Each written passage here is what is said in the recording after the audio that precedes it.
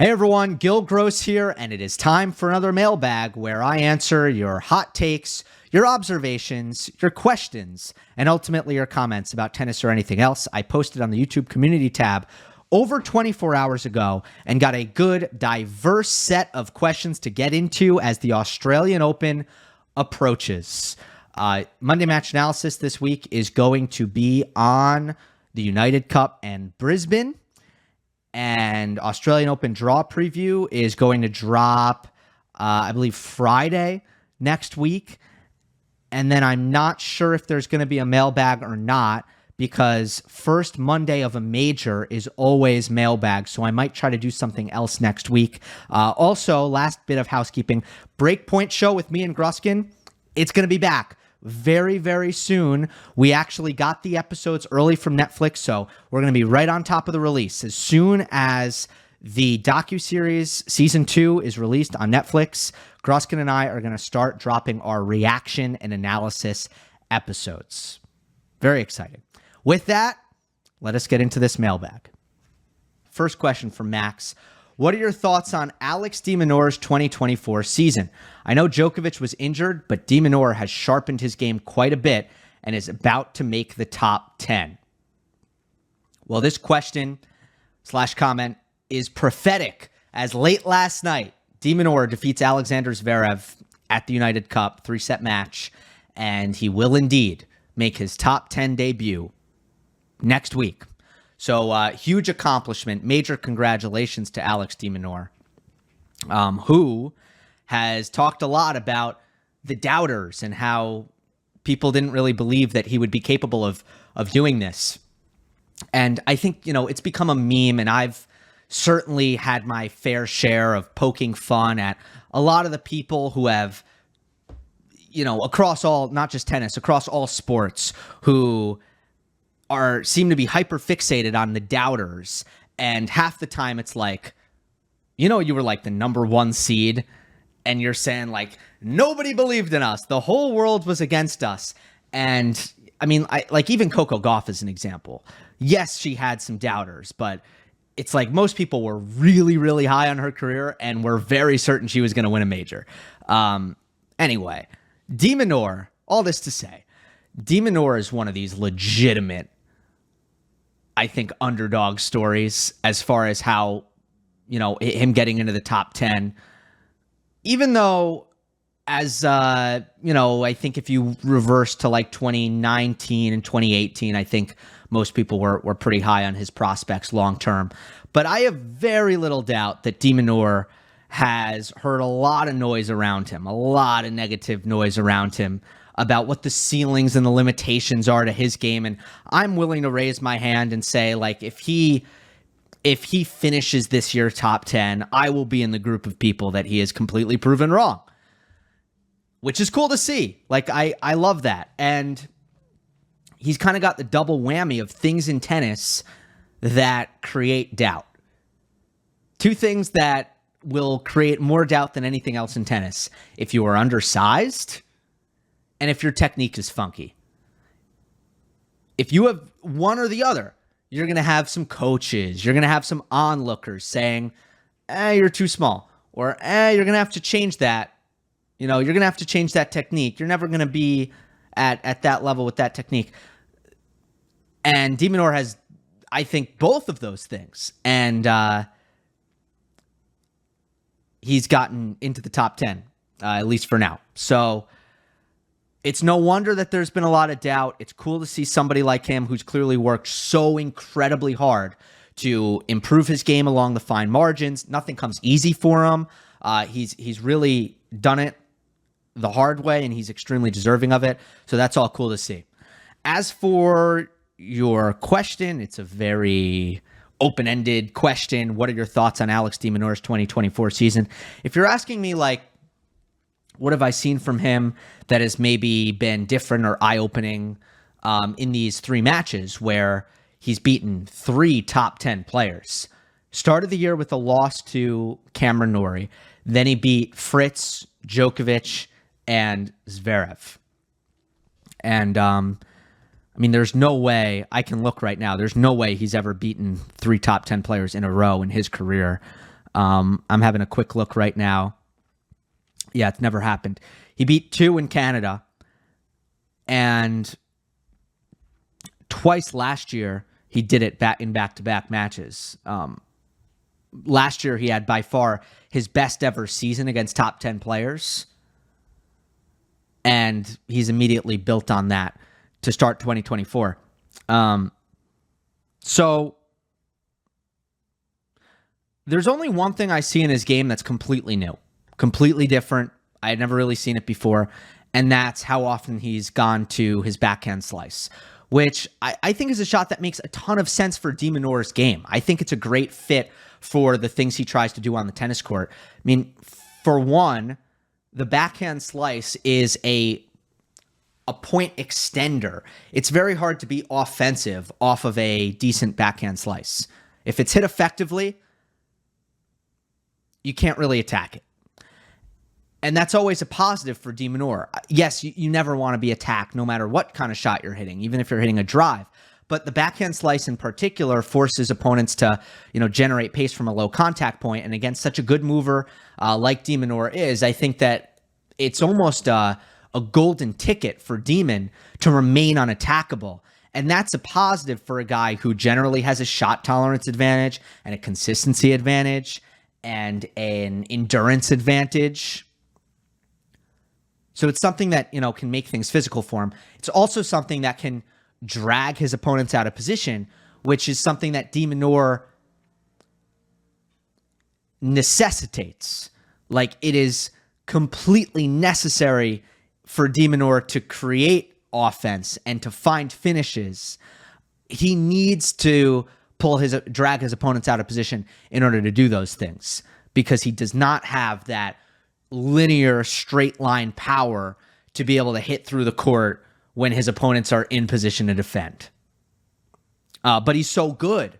He's so good at being crafty and constructing points in a way where he strings a multitude of shots together, drags his opponent out of position, and then does finish on his own terms, especially when he's able to do that at net. But the backhand slice, by the way, very effective against Djokovic. What did he do? What did he see against Djokovic? He saw that Novak was uncomfortable generating pace with his forehand in that match because of the right wrist. He clearly snuffed that out, and he did 2 things.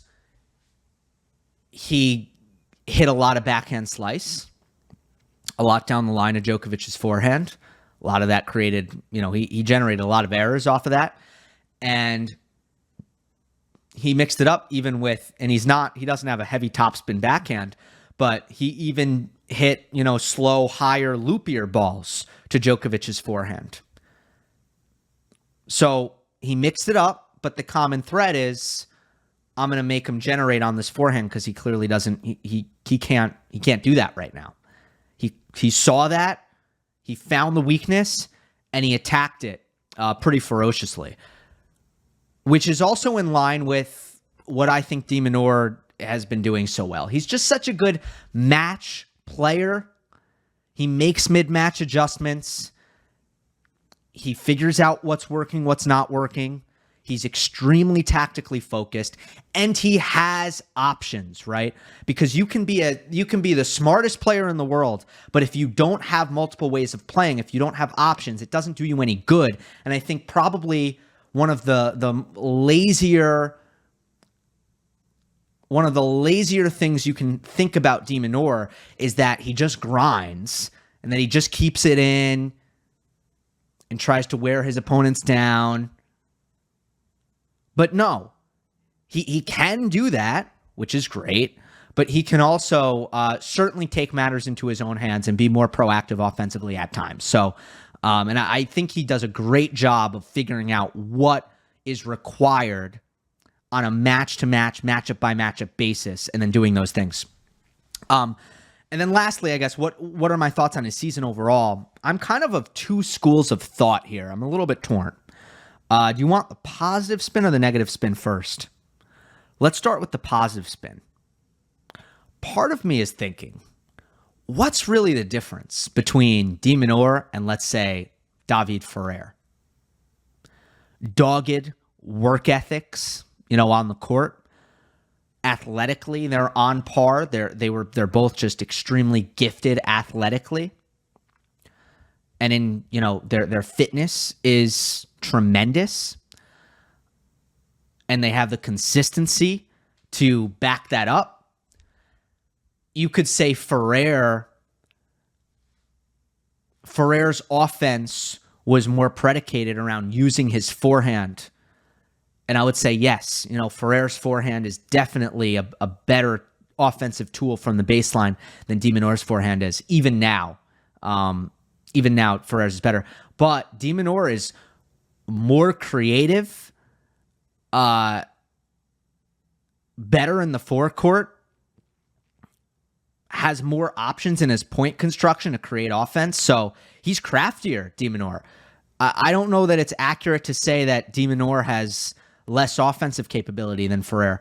And obviously both of them have great focus and they're very consistent competitors. So what's the difference there? And it's kind of hard for me to say exactly why De Minaur can't be like Ferrer, who, by the way, did take a fair bit of time before he became a consistent top 10 player. It didn't happen for Ferrer at like 21 years old, just like it didn't happen for De Minaur at 21. So I see a lot of similarities there. Here's my devil's advocate for that, and why I'm not completely convinced right now that leaving De Minaur out of my year-end top 10 prediction is going to end up being wrong. I'm not convinced of that at this time. It's because if you're going to say one part of the season where De Minaur is probably going to be at his best, I'd probably say right now. Like, United Cup is probably when De Minaur is going to play his best tennis. And there are a couple reasons for that. One, he is somebody who draws a lot of confidence out of his training and his fitness and his work ethic. And players like that tend to play well at the start of the year, especially players who have to be pretty physical, which is true about De Minaur. Even though I just talked about how he's not just defense, he still has to be a very physical player. Guys like Roberto Bautista Agut, someone like Cam Norrie, who had a great start to the year last year, was probably the best player, the most impressive player at United Cup last year was Cam Norrie. Great start to the season, kept up the momentum through the Golden Swing, and then kind of fell off. I'm not saying that's going to happen to De Minaur, but these guys like RBA and Norrie and De Minaur, who are very, very physical, very hard workers. This is the time of year where their physical freshness is at peak and their conditioning is at peak. So yeah, they're going to be better at this time of year. Plus, for De Minaur right now, you throw in the fact that he has the crowd behind him and he's repping the green and gold, and he's always been really passionate and kind of really into that. And I think that brings out the best in him. He's got Hewitt on his bench, and they've always had a really, really great relationship. They work well together. So, there's all that stuff that leads me to believe, okay, like, it's probably going to be a little bit tougher come, Indian Wells in Miami compared to what it is now for De Minaur. So that's all. I think I'll leave it at that. Australian Open will be big for him. He's defending fourth round points. Let me see something. Has he ever beaten a top 10 player at a major? Yes, he has. 2019 Kei Nishikori at the U.S. Open, but he is 1-8 against top 10 players at majors. So I don't know. That came to mind. I was just curious. I don't really have a point to make beyond that. Let's go to the next one. All right, from the Emerald Gamer. Hi, Gill. What do you think of the Becker and Kyrgios Twitter feud?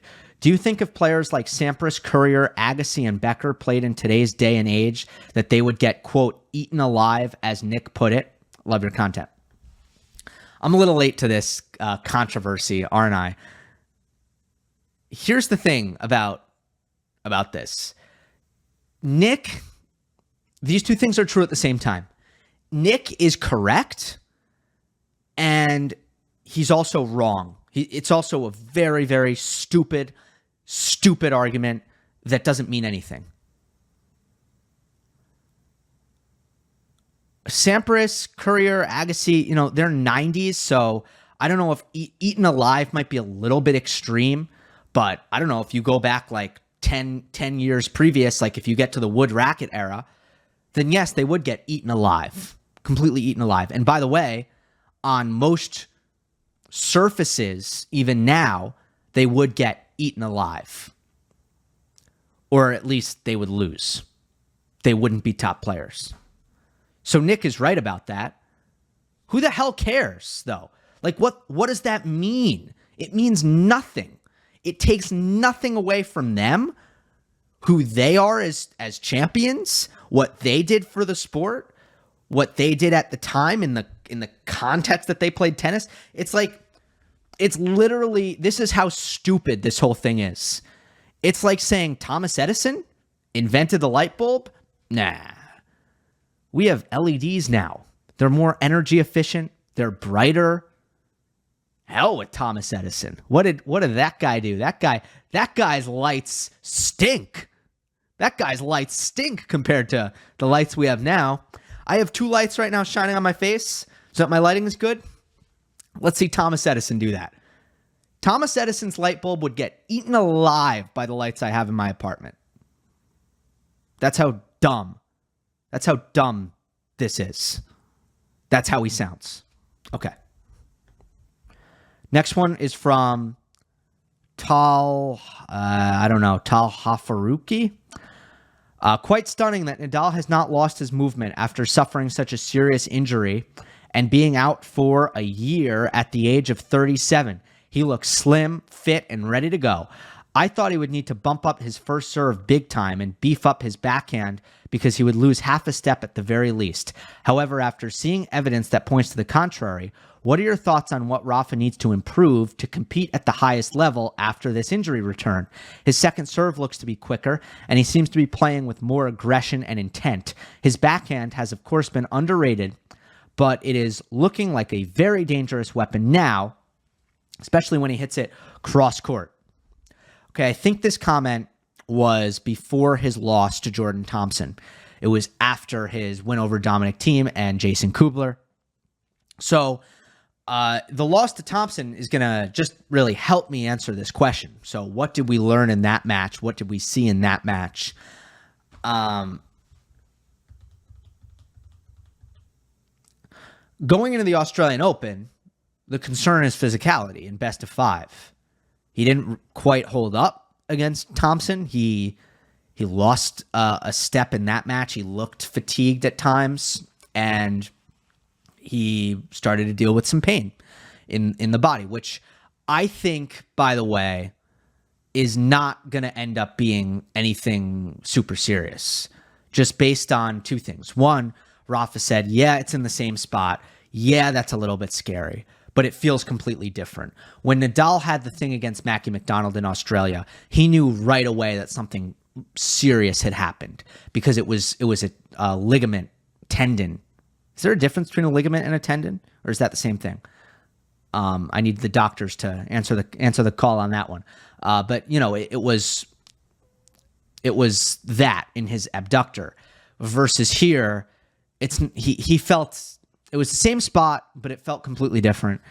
And he was still willing to, he was still competing and willing to run through the end of that match, even after the medical timeout. It was something that it never really scared him enough for him to really pull up lame or stop running. And now he's got a week until the Australian Open. I imagine it was just a wear and tear thing where he started feeling pain because his body was not used to what he was putting it through at that time. It calls into question, is that going to be an issue when he's inevitably dragged into a war at the Australian Open? Nadal has done it before. Djokovic has done it before where, you're able to, even Medvedev did it at the US Open, where, you can win a major without playing a physical match, but it's rare. you pretty much usually you're going to have to withstand some physicality. You're going to lose a set. You're going to have to go 4. You're going to have to go 5. It's usually how it goes. So can Rafa handle that? That's certainly now, it was always a question. The Thompson match confirms that it's a question. The mentality is part of this, though, with the Thompson match. There's the obvious part of it, which is that Nadal could have won that match in straight sets had he not gotten tight and executed on some match points. But then there's the more macro view on that, which is, his ground strokes got a little slower, a little spinnier, and this is typical. This is what happens when Nadal feels some tension. And one of the reasons why he's had so much success in his career is because that's not a terrible thing to happen when there's tension. He remains consistent. He does not usually make a lot of errors. And in the past, he just, in big moments, relies a little bit more on his legs, a little bit more on his movement than he does when he's feeling very free, very loose, no tension. And then he's a little more offensive. So that's generally how it's gone with Rafa. But now when you lose your ability to endure and it's no longer advantageous for things to get physical, well, now what happens when the forehand gets slower and spinnier and the backhand gets slower and spinnier? Now you're getting into these long physical rallies and you're not well positioned anymore to win them. And it's hurting you as the match goes on. It's hurting you because your long-term endurance might not be in your favor. Make sense? So I think the biggest thing about the Thompson match that was a little bit eye-opening for me was I kind of had a thing in my mind with the way he played against Thiem and Kubler, although I didn't see that much of the Kubler. I was like, are we going to get no pressure Nadal? No tension Nadal? I've said it many times. That's a big part of why Federer was so good at the start of 2017. Australian Open, Sunshine Double. Like, pressure just wasn't a thing for him. He clearly not with the way he was playing. Very obvious to see he was just literally as loose as a goose. So Nadal, similar thing, big injury, not a lot of expectation for his performance or his level. I was thinking, is that going to happen?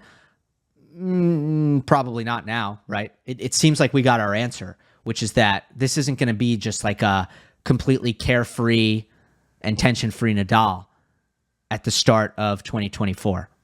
So your question here is, what does Nadal need to improve? And it sounds like you're looking for some kind of technical answer. I don't think that's what it's about. I think Rafa has all the tools technically to compete at the very highest level right now. And yes, I do respect that. You're saying, how can he kind of supplement some losses in other areas with technical improvements? But look, there's no real getting around physicality. You can't fully get around it at all. And the mentality is kind of what pushed Nadal's physicality to the edge against Thompson, because his ground stroke speeds were slower and he wasn't as offensive and he was more passive. So he was doing more running and more defending. And then he didn't convert on his chances. And then it turned into a really long match. And then he broke down physically. Does that make sense? So it wasn't technical. It was mental and it was physical. That's why I lost to Thompson. And I think those are the most important things going into Australia. But, Jordan Thompson, I just want to give him some flowers for a second. I thought he played the best tennis of his life last year. I did take notice. I do believe he was a dark horse a couple times. I think he was injured towards the end of the year, which kind of hurt his results. But he had some really great highlights. I think he's really sneaky on any quick court surface. things slow down and he's not effective, not as effective. There's no doubt about that.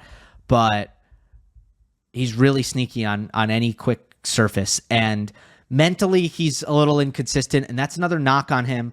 But that's not in play in big matches like this. Remember how well he played against Djokovic at Wimbledon? Tremendous. He played so well against Novak at Wimbledon. So he's going to show up for these big matches, and he certainly did in this one. So props to him. Obviously, Nadal had massive chances. Before we move on, should I go through the missed opportunities for Rafa? Give my take on him? So first match point, this high backhand volley that Nadal tried to hit a short angle drop. And I think he went for the toughest shot there. It's funny, the high backhand, the backhand volley / backhand overhead, it's such an interesting shot. There are a lot of different like philosophies and schools of thought on it. But if you think about how difficult it is to hit a drop volley from just in front of the service line on a ball above your head,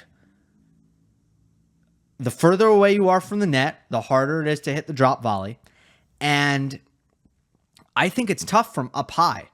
I think it's a little tougher to hit that drop volley from up high. So I just thought he went for the toughest shot. He almost made it. He's got great hands, but I think he should have hit that backhand overhead hard. And instead of like keeping that wrist firm and going for the drop volley, he actually should have just tried to snap down a bit of a backhand overhead, which is a shot that he's pretty good at. Second match point, short forehand, middle of the court, hit it wide. Did anybody notice how weird his footwork was on that shot? Nadal completely closed his stance on that forehand, which he rarely does. Usually it's, more of a 3/4 stance, and it didn't look like his natural forehand to me. Plus, definitely, look, he still hit the ball pretty clean. A little bit of target shrinking there, which is something he was guilty of at certain points in the match.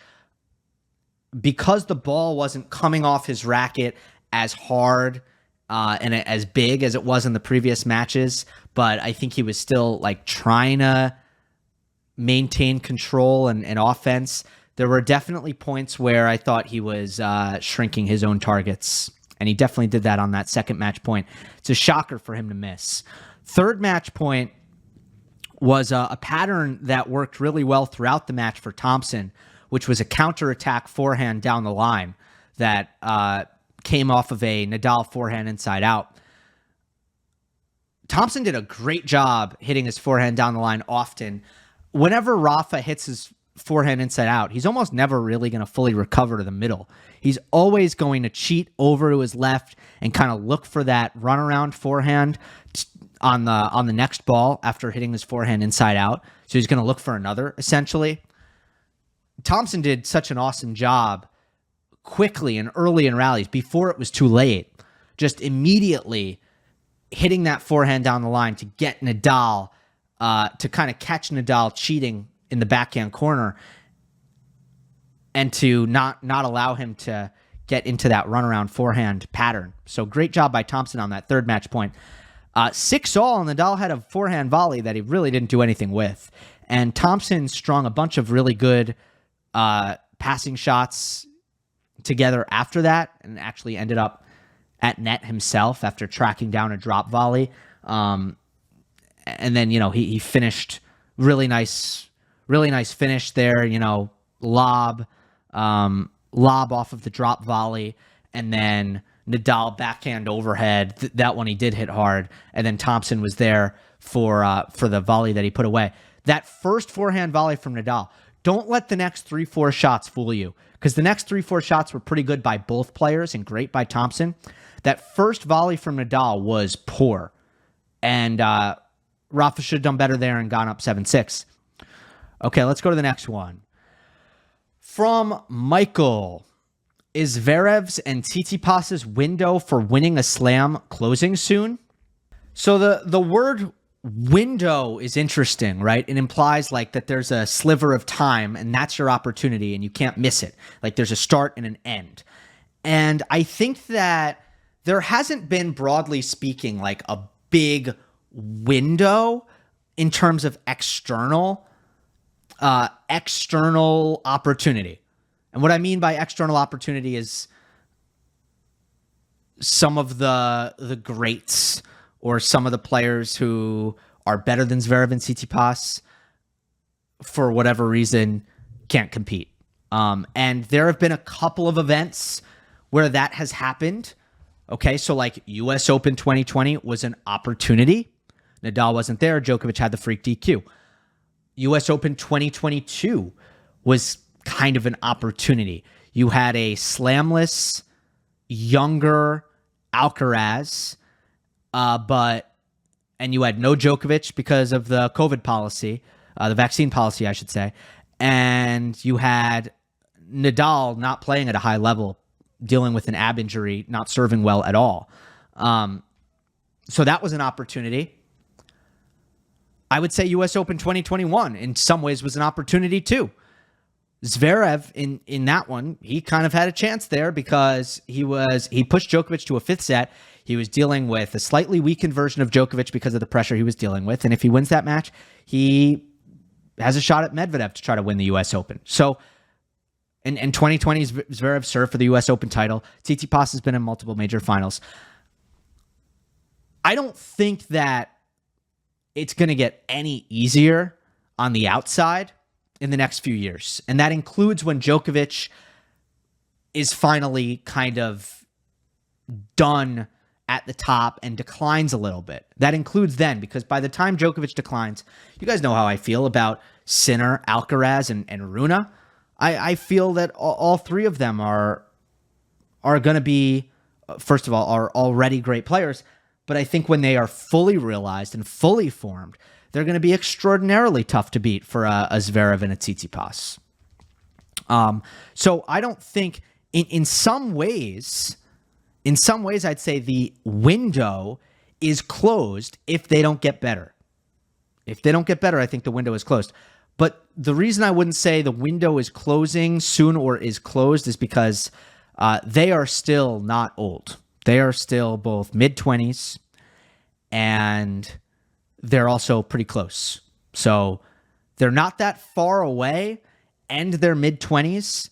You can't really say the window is closing all that soon. They, in theory, should have another 3-4 years or more. But I think if they are going to win a major in their current iterations, I think that ship has sailed. That window is closed. Next one from KH28M.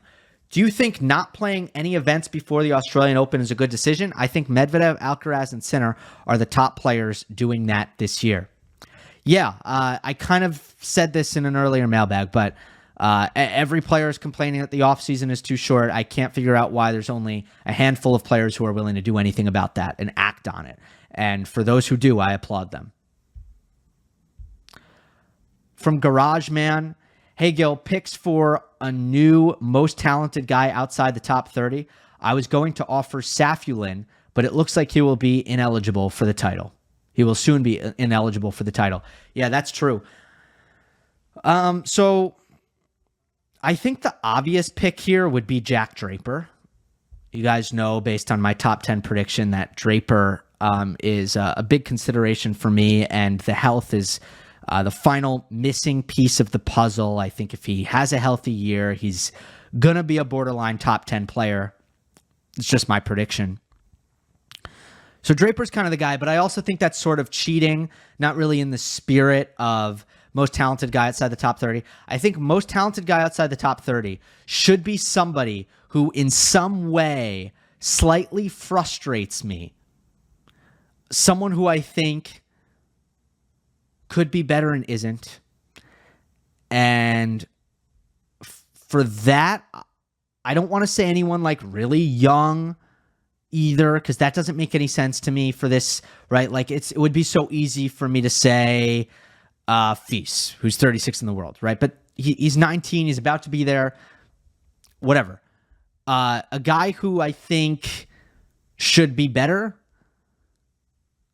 who's outside the top 30, who I think is underranked for his talent, but is letting kind of other stuff get in the way, is Thiago Seyboth-Wieltsch. I think Wieltsch, with his inconsistent effort, his inconsistent shot selection, his mysterious lack of confidence on hard court, all of those things are hurting him a lot. And I just think that he should be having more success. Although he had a great year at the challenger level last year, and now I think he'll have an opportunity this year to try to play more events ATP level, and we'll see how he does. But right now, I think the most, like you're kind of referring to who's the new Davidovich-Fokina. I think the most Davidovich-Fokina-y guy, the guy who I watch, and not that I have any rooting interest, but from like I just want everybody to play to the best of their ability standpoint, the guy who probably frustrates me the most right now would be Wieltsch. From Mateo, what's required of Rune this season to reach the level of Sinner and Alcaraz? Both of the latter have obviously reached great heights already, but given that Rune also demonstrates huge talent and the ability to go far in a slam, what do you think he needs to improve on to possibly win one this season? Love the show. Thanks. Thank you. There's a lot of stuff, and I mean that as a compliment. Like, that's a huge compliment. With Holger, I can make such a long list of stuff that I think can get better, yet he's already 20 years old in the top 10. That's amazing, okay? That is why I think he's going to be so good. So that can be taken the wrong way. That can be taken as a negative when I say like, oh, there's so many things that he can get better or needs to get better. In this case, that's a compliment. But I'll just say compared to last year, not taking into account the improvements that he's made this year, I think there's major gains that can be made on the forehand. A lot of gains in stamina, match endurance. A lot of gains in shot selection. Probably some gains in managing emotions on the court in matches. Those are the big ones. Yeah. Better choices. Better stamina. Better forehand. Those are the big ones. I mean, serve is one, but serve, I think, was injury-related last year. The serve was not as good as it needs to be last year, especially when he was struggling after a clay court season. But to me, that was just his back. His back hurt, and he didn't serve well because of the back. So I'm not going to read too much into that. But the serve looks really good at the start of this year. Forehand looks a lot better at the start of this year. Next one is from Kaspam. What are your thoughts on Casper Ruud following his United Cup campaign? He won 3 straight matches with ease against relatively well-known established players and also on hard court. His level looks to be very, very high, and he looks to be playing very aggressive at the moment. What do you think he did this offseason that may have been different from the last? Also, do you think that these 3 matches can be an indication of what his level might be going into the Australian Open and beyond? Yeah, it's massively positive what he's done here. Massively positive. And look, I haven't watched enough for me to feel really, really confident about everything he's doing better. I'll get there in time, and then I'll have a better answer for that. But from what I've seen, it's kind of, it's really all about backing his forehand and being someone who plays really big from the back with his forehand. I mean, he needs to not back down. He needs to have intention on that shot, and it needs to be the thing that wins him matches, because it's not going to be his defense, because you know what? he's a fine defender.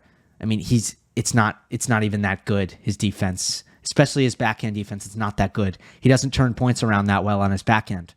So he needs to be an aggressive player, and he just wasn't last year at all. It's very simple. Very, very simple stuff. But sometimes I think the answer is simple. So, forehand confidence, forehand aggression. I think that's what's been so much better this year. But I do need to watch him more. From Michelangelo. Hi, Gill. Your videos have been incredibly insightful. They've transformed the way I watch tennis, giving me a more tactical, analytical perspective. Thank you. I'd love to hear your top 5 or top 10 predictions for WTA 2024, especially with the field becoming increasingly competitive. Well, here's what I'll say. Look, I didn't take the time to think through this and write stuff up for every single player like I did the ATP side, but I'll tell you where I'm at. First of all, I think it's very undeniable that this top 4 between Swiatek, Sabalenka, Gauff, Rybakina, it's hard, very hard to see any one of them falling out of, I'll be conservative here and say the top 6. I mean, I think, to me, they're all very established, and they are all 25 or younger. Sabalenka's the oldest at 25. After that, I think it gets interesting. Pegula, at some point, I think will get a little bit worn down. I don't know if that's this year, next year, whatever it is, but it's been a remarkable couple years for Pegula. She's 29 years old. I do expect a decline somewhat imminently. I don't want to, maybe imminent isn't the right word. I do expect a decline. It could be this year. It wouldn't shock me. Pegula finishes the year 9 in the world or something. Wouldn't shock me. The 2 players on the outside right now that I would look to get in my top 10 is Zheng Xinwen and Ludmila Samsonova. For Samsonova, I think the weapons are too good, too big. She's a big player with big weapons. I think it's taken her some time to hone some things in and start to get more comfortable in rallies and on return of serve. But I think at 25 years old, she's ready to do it. I think Samsonova will end in the top 10. Zheng Xinwen, who is a little bit younger, 21 years old. Similar thing with Samsonova. I think those are top 10 weapons. I also think there's a lot to like athletically and with the way she moves. Massive untapped potential on her serve, which she continues to kind of tinker with. It's still not there. It's still not fluid. There's still some weird stuff happening, but just off of her movement, her forehand, her backhand, I think Zheng Xinwen has the goods. I especially love that high RPM forehand. It's comparable, in my opinion, only to Iga's forehand in the way that she generates a lot of high margin offense with a heavy RPM forehand, which somewhat common on the ATP Tour, obviously much more rare on the WTA Tour. From Ayushash 6309, what are your thoughts on Holger Rune's forehand at the Brisbane tournament? It seems he is flattening it out more, and the ball seems to be traveling a lot faster, in my opinion. Thanks for the great content. I agree that Rune's forehand has looked really good in Brisbane. I disagree that he's flattening it out more. Now, maybe there have been occasions where, because he's been timing his forehand a little bit better, because he's been confident on his forehand, and especially when the ball's up high, he's pretty good at flattening out. Maybe there have been a few times where he's effectively flattened out his forehand, but for the most part, what I'm seeing is that he's actually finding good sustained aggression with his high RPM forehand, which is actually what I prefer for Rune. And you hear me talk about with a player like Nadal, you might hear me say, oh, he's got to flatten out his forehand. keep in mind, when I call for Nadal to flatten out his forehand, I'm literally talking about the highest RPM player in the history of tennis. So I'm saying relatively to Nadal, I want him to flatten out his forehand. But for most players, with a lot of big, strong players, with a lot of racket speed and a lot of power, I don't want them necessarily to flatten out their forehand. I don't think that usually serves them. If you're a player like Rune, I want you to be able to hit 5 forehands in a row, big, heavy, lots of acceleration, offensive, but there's built-in safety because of the net clearance and the topspin that's dipping it into the court. That's what I want to see. And that's what I'm seeing from Rune here. And it's especially important for a player in Holger, who I have criticized for not finding the happy medium enough. And a lot of that has been down to his forehand, where I've seen him get into modes where he's decelling on his forehand and he's guiding the ball and putting it in the middle of the court, and there's no weight of shot and there's nothing effective about it. That's bad. And then I've seen him try to bludgeon the ball flat, out of control, reckless, making too many errors on it. I've seen both of those things for Rune, sometimes in back-to-back points. So what's been so great to see for Holger in Brisbane is that he's been offensive with his forehand with a level of patience and consistency and repeatability. And that's come from timing and confidence, but also from actually using his RPMs, I think. So that's my read on Rune's forehand. We'll do a couple more. Here's one from HR5867. Assuming Nadal remains uninjured, what are his odds versus Djokovic? Or if you don't like that, maybe you could just discuss the matchup based on what you've observed of their current form. I'm just praying for one more epic between them, regardless of outcome. I can agree with that last part. I'll tell you, I hope that I'm in a position of previewing an actual Nadal-Djokovic match very soon. Right now, it feels kind of besides the point, kind of irrelevant, so I apologize, but I'm going to be very short with this answer. 3 keys have been, 1, Djokovic's ability to get to neutral off of the return. So, hit a good enough return to mitigate Nadal's +1 forehand. That's been really important in their head-to-head. Second thing, this is more of a key for Nadal, playing on his own terms out of his forehand corner, which, really means being bold and aggressive with his forehand down the line, not letting Djokovic to get settled in and draw first blood by essentially drawing the short ball off of Nadal's forehand cross court. Third thing would be, how does Nadal respond when Djokovic drags him off court with his own cross court forehand, right? So I think Nadal playing on his own terms with his forehand is a key in the ad side cross court. In the deuce side cross court, we saw Djokovic really enjoy using his forehand heavy angle into Nadal's backhand. Rafa needs to decide what he's going to do with that. I think he should probably just be a lot more aggressive off of his backhand than he was at Roland Garros, but I'm going to leave it at that for now. Let's end it on a couple of fun ones. There's some broadcasting questions here. First one's from your friendly GA pilot. Sportscasting question. I always hear people cracking facts and numbers when calling matches. Very typical when I'm listening to live Italian soccer to hear very precise facts like, quote, this or that player hasn't scored in 932 minutes, or, quote, in the last X matches, they crossed 23 times with the outside of their left foot. Slight hyperbole.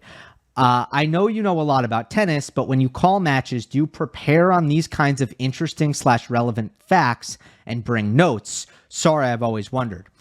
The answer to that is absolutely. I'm at my desk right now and just did 6 days of T2 commentary last week, and I have all my manila folders from each day with my notes in it. So here's one day right here, right? So At the end of the day, there's no way that you're going to remember everything you need to remember. You might remember like concepts, but when you need the precise information, you have to have that down somewhere. Sometimes you're going to memorize it. Usually you're not, though. So one example would be Naomi Osaka hasn't played in a while, right? Everybody knows that, common knowledge. But I think as a broadcaster, your responsibility is to say, well, exactly how long has it been since she's played?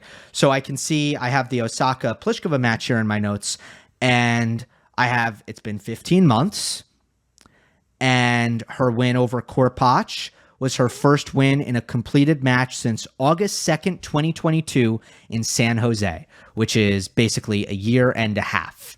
I didn't get too precise on a year and a half, but it gives people a real accurate idea of just how long it's been. So that's a good example of no matter how much you know, you do need to write stuff down because precision matters when you are delivering information in a broadcast. And then this next one is from Michael. Do you think play-by-play commentary has a place in tennis? I noticed that tennis commentary almost always takes place between the points rather than a detailed description of the shots within the point as they happen. Thanks, love your work. Well, I know like every tennis fan just like repulsed inside. The horrible thought of someone giving play-by-play during the point. The reality is, I don't know if it would work or not. We're so used to it one way that I think any thought that it would be done another way is like something you immediately want to shut down. But honestly, like it would be a really fun thing to focus group. Now, first of all, you would need to find someone who knows how to do it really, really well, because even sports that have action calling play-by-play, like let's say basketball, if the announcer is not good, then they are annoying me and detracting from my experience. So, and in tennis, it's hard because it really hasn't been done, and practice is what makes you good at this. So to find tennis play-by-play that is going to end up actually sounding good would be hard, but it would be interesting to focus group it with people who aren't familiar with watching tennis, and then to see if they would enjoy it more or enjoy it less with actual play-by-play during the points. Generally speaking, the more into it, the more diehard you are, the less you like commentary. But for the casual fans, they need some help. They need some help getting into it. They need to know why they care, why they should be impressed, what matters. Like, I think a lot of tennis fans, maybe even some who watch the channel because they're so into it and so knowledgeable, they would just like, they like it when the commentator is very, very hands-off. I'm just saying that there's a different audience out there, which is a more casual audience, who needs some help getting into a match. And the commentator's job should be to help that person. And also try to cater and help the diehard fan also learn something. So I think that's the task. No casual fans watching this YouTube channel, though, so I don't need to worry about that. Hope you enjoyed. Don't forget to subscribe. I'll see you next time.